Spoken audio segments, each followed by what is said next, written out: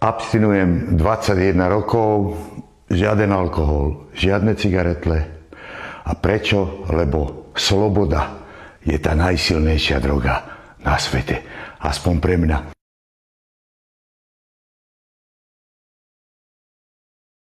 Ja nepijem od roku 2009, čiže to, ak správne počítam, je koľko? 17 rokov? Tak nejako. A príde mi to trošku také zvláštne, že ľudia, nielen na Slovensku, ale všeobecne, že vlastne robia nejakú normu z toho, že ľudia pijú.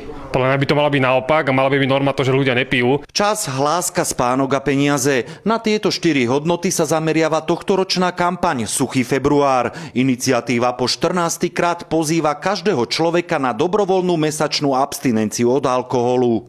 No ak by to nevydržal, tak zrejme má problém.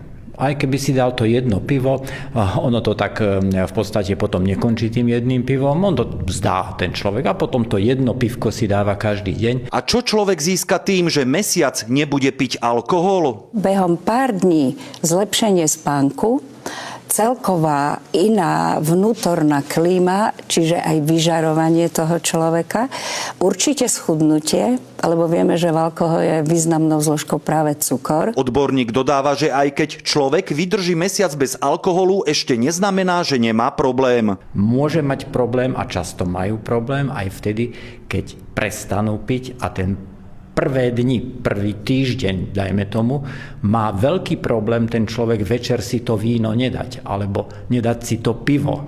Príjem pani, čo si dáte? Dobrý zdravičko. Dobrý, poprosím jednu veľkú desinu. A pre mňa minerálku perlivú, ďakujem. Čo si sa zbláznili, iba vodu?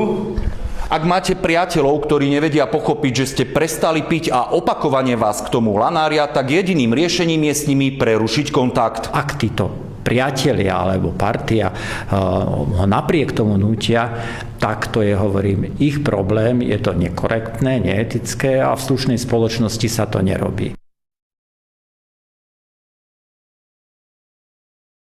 V jednej z prešovských pivární si už aj v minulosti všimli, že začiatky roka sú celkovo slabšie, no stálych štamgastov sa to netýka. Skôr tie začiatky roka všeobecne v gastre sú slabšie. Z môjho pohľadu alebo nášho to skôr súvisí s tým, že je po Vianociach, ľudia sú všetkého preplnení. Kedy vlastne si dávate, že poviete, že od alkoholu máte pauzu? Postné obdobie, Veľká noc, ale preruším asi jeden deň, bo budem mať okrúhle výročie. Sme mladí, si chceme užívať. Ale tak nepočula som ešte o tomto pojme, určite nie. Vždy som povedal, no nedám si, muselo by mi švitoriť.